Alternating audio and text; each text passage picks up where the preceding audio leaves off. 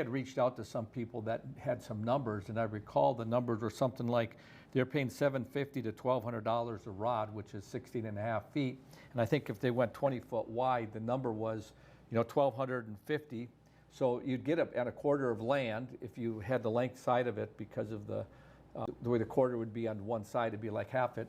That they were getting a couple $100,000 for that quarter of land for the CO2 pipeline, and paying up front, and then never getting anything done. So those numbers add up pretty quickly. And I used the number of a couple hundred. I said a couple $100 billion. It was, you're right.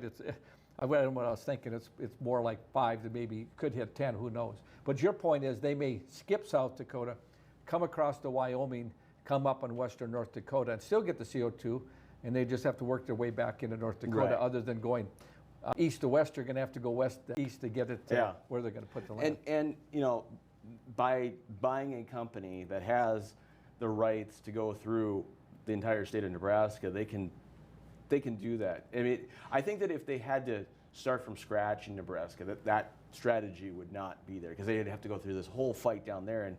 And actually in Nebraska is where ironically, there's a lot more environmentalist impact rules and organizations that have a lot of clout down there.